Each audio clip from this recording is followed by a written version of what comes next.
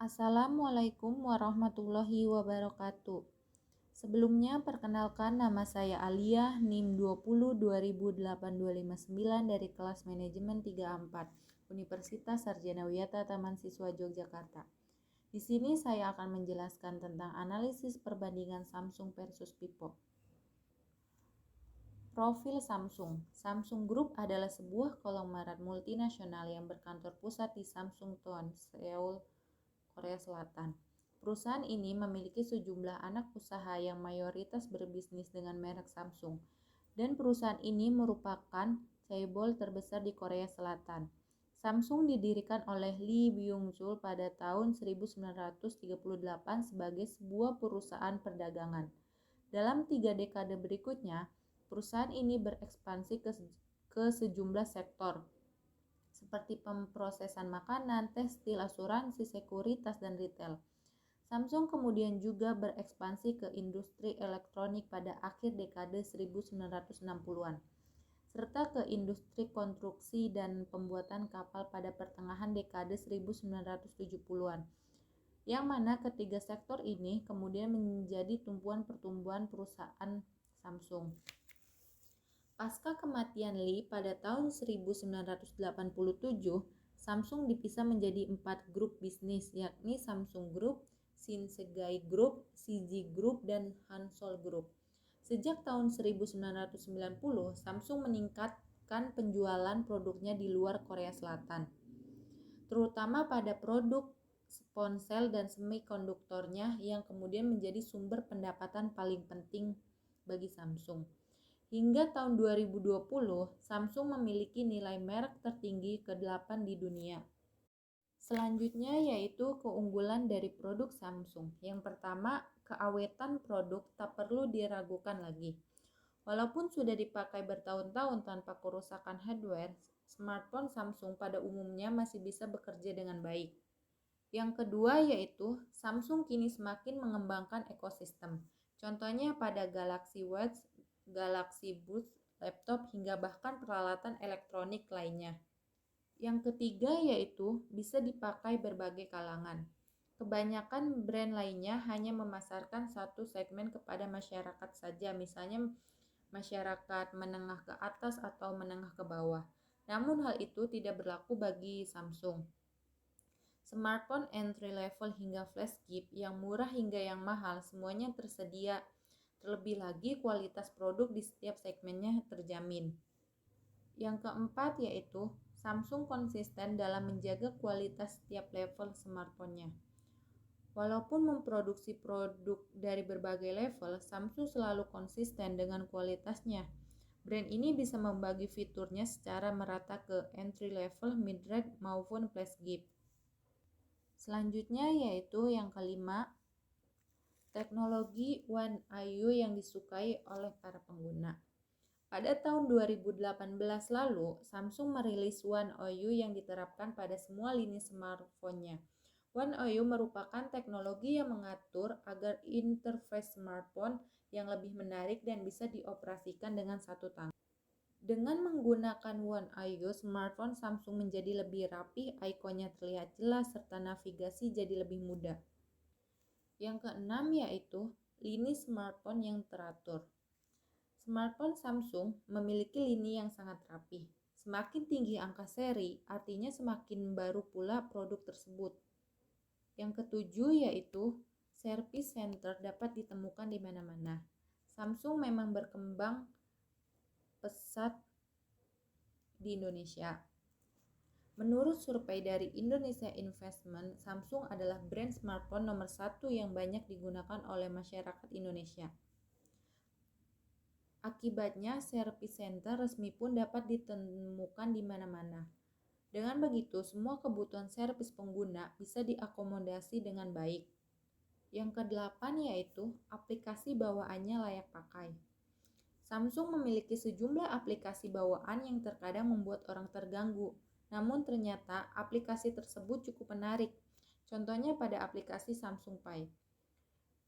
Masyarakat bisa menyambungkannya dengan kartu kredit ataupun dana.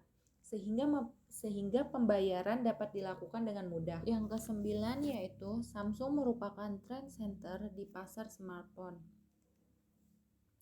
Samsung tidak ragu untuk mengembangkan berbagai inovasi yang menarik. Contohnya, pada layar lengkung pada Samsung Galaxy Edge hingga layar lipat yang baru-baru ini hits pada Galaxy Fold. Inovasi yang dilakukan oleh brand Samsung tersebut akhirnya menjadi tren dan diikuti oleh brand lainnya. Dan yang terakhir yaitu selalu ada produk baru setiap tahunnya. Samsung juga secara konsisten mengeluarkan produk smartphone baru setiap tahunnya. Bahkan ia bisa merilis beberapa seri terbaru sekaligus. Itu artinya brand Samsung tersebut selalu memperbarui produknya agar tidak ketinggalan dengan para kompetitornya. Selanjutnya yaitu kelemahan produk Samsung. Yang pertama, nilai harga jual kembali terlalu rendah. Sama dengan kebanyakan produk elektronik lainnya, harga jual kembalinya juga dapat menjadi sangat rendah. Apabila produk tersebut dijual kembali, maka harganya dapat menjadi sangat rendah dari harga belinya. Namun hal ini produk selalu bermunculan seiring perkembangan zaman. Yang kedua yaitu produk elektronik Samsung masih belum dapat menyaingi para pesaingnya buat beberapa produk. Hal ini merupakan salah satu kelemahan Samsung belum mampu menyaingi produk lainnya buat produk-produk tertentu. Masih banyak produk kualitasnya jauh lebih tinggi sehingga orang lebih mengutamakan kualitas, tentunya akan lebih memilih produk lain dibandingkan dengan produk Samsung. Yang ketiga yaitu pilihan modelnya masih cukup sedikit buat beberapa produk Samsung. Meskipun Samsung kini tengah melejit, namun hal itu masih sebatas buat produk seperti handphone saja. Sedangkan produk lainnya seperti televisi, kulkas, DVD, dan lain sebagainya, model-model dikeluarkan belum terlalu banyak sehingga masyarakat tak memiliki banyak pilihan. Selanjutnya yaitu profil Vivo. Vivo atau Vivo Technology Co. Ltd adalah sebuah perusahaan elektronika asal Dongguan, Guangdong, Tiongkok. Perusahaan ini adalah anak dari BBK Elektronik. Dikomandoi oleh Shen Wei, perusahaan ini memproduksi ponsel pintar, perangkat sandang, dan layanan berbasis digital. BBK Elektronik juga memiliki OVO, Realme, dan OnePlus. Perusahaan Vivo mengembangkan perangkat lunak untuk ponsel, didistribusikan melalui App Store Vivo dengan iManager dan masuk dalam kepemilikan mereka. Sistem operasi berbasis Android, PhunTouOS, Vivo didirikan pada tahun 2009 di Dongguan, Cina dan dinamai untuk kata Esperanto untuk live. Pada kuartal pertama 2015, Vivo menduduki peringkat teratas di 10 pembuatan ponsel pintar terbaik karena mencapai mangsa pasar global sebesar 2,7%. Selanjutnya yaitu keunggulan Vivo. Yang pertama, memiliki harga yang tergolong murah. Salah satu yang bisa diperhatikan dari produk Vivo adalah dengan melihat harganya. Incaran pasarnya yang ditargetkan memang untuk kelas menengah ke bawah, membuat harga smartphone Vivo cukup rendah. Hal ini membuat siapapun bisa dengan mudah memilikinya. Yang kedua yaitu menonjolkan fitur kamera. Salah satu tagline Vivo adalah foto. Untuk itu membuat sistem dan lensa kamera dari smartphone Vivo tidak bisa diremehkan walaupun memiliki harga yang terjangkau. Yang ketiga yaitu mengedepankan pengalaman bermusik. Satu lagi tagline dari Vivo merupakan musik. Lewat tagline tersebut, Vivo memberikan hardware di smartphone-nya yang bisa mendukung pengalaman berlebih dalam mendengarkan musik. Teknologi HiFi disertakan dalam tiap perangkat penggunanya bisa menikmati musik secara lebih detail.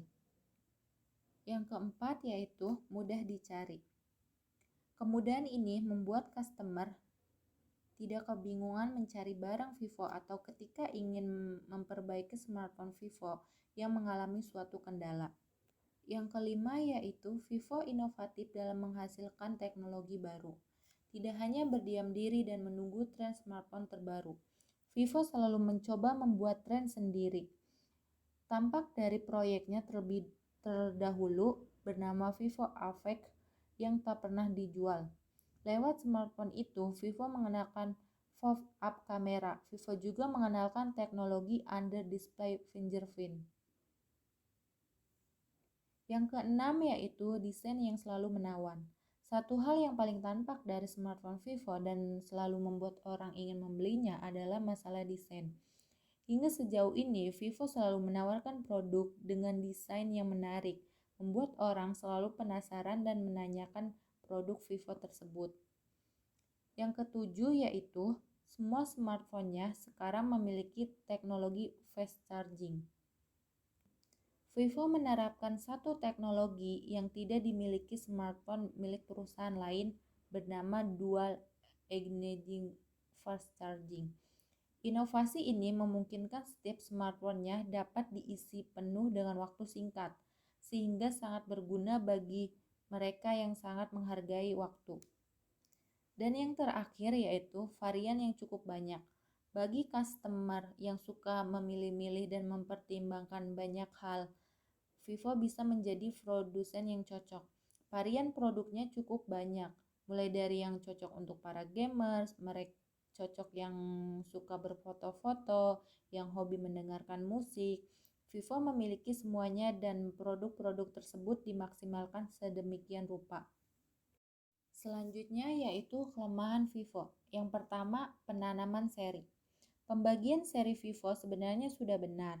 Hanya saja terkadang satu seri yang dihadirkan Vivo mempunyai varian lain yang sebenarnya akan membuat bingung customer. Contohnya pada Vivo. Vivo menghadirkan Vivo V20 di akhir 2020. Namun di awal 2021, Vivo dihadirkan kembali Vivo V20 dengan chipset baru. Namanya pun juga sama Vivo V20. Selanjutnya yaitu Vintage OS yang mirip dengan iOS. HP Vivo hadir dengan tampilan UI Vintage yang tertentu berbasis Android. UI Vintage ini sebenarnya tergolong menarik dan memiliki banyak fitur. Tampilan antarmuka Vintage cenderung mirip dengan iOS. Hal ini membuat Vintage kurang terasa inovatif dan hanya menduplikasi tampilan iOS saja. Yang ketiga yaitu masih fokus ke HP kelas menengah. Meski Vivo Indonesia saat ini sudah membawa Vivo X seri yang notabene seri ponsel flagship, tidak serta-merta Vivo Indonesia fokus menawarkan seri ini. Pihak Vivo Indonesia masih lebih sering menawarkan keunggulan dari seri V. Yang keempat yaitu penurunan harga yang cepat. Mengusung strategi yang sama dengan OVO, membuat Vivo juga membandrol HP mereka dengan harga yang cukup tinggi. Namun harga yang ditawarkan masih cukup wajar jika dibandingkan dengan OPPO. Belakangan harga jual produk Vivo masih masuk akal. Hanya saja bisa dibilang HP Vivo mempunyai nilai penurunan harga yang cepat. Contohnya, jika Vivo dihadirkan produk tertentu dengan harga Rp4.999.000 di Juni 2021, pada Agustus atau September 2021, harganya bisa jadi turun ke Rp4.099.000. Dan yang terakhir yaitu marketing yang terlalu berlebihan. Vivo pernah mengadakan acara peluncuran produk Vivo V9 di Candi Borobudur yang ditayangkan di 12 stasiun televisi swasta nasional. Sebelumnya juga Vivo mengadakan peluncuran produk Vivo V7 dan menguasai beberapa channel TV swasta. Saat ini Vivo memang sudah tidak melakukan peluncuran produk secara berlebihan. Strategi ini memang tidak salah tetapi dianggap berlebihan bagi banyak kalangan. Hal inilah yang membuat Vivo dicibir menggunakan marketing yang terlalu berlebihan. Tetapi mungkin di sisi lain, cara ini juga adalah langkah Vivo untuk memperkenalkan brand mereka ke lebih banyak orang. Selanjutnya yaitu analisis perbandingan antara Samsung dengan Vivo. Yang pertama, harga. Dari smartphone kedua ini, masing-masing memiliki harga yang berbeda-beda. Untuk harga HP Samsung, kisaran dari kurang lebih 1,5 juta hingga kurang lebih 20 juta. Sedangkan untuk HP Vivo, kisaran kurang lebih 1 juta hingga kurang lebih 10 juta. Yang kedua yaitu kualitas. Tentunya kualitas dari masing-masing produk tersebut berbeda. Dengan harga yang mahal, tentunya kualitasnya lebih bagus. Yang selanjutnya yaitu teknologi. Untuk Samsung menggunakan teknologi One UI dan sedangkan untuk Vivo fast charging. Yang terakhir yaitu memiliki banyak tipe. Masing-masing smartphone ini memiliki banyak tipe yang berbeda-beda satu sama lainnya. Sekian dari saya, mohon maaf bila terdapat banyak kesalahan. Wassalamualaikum warahmatullahi wabarakatuh. Salam dan bahagia.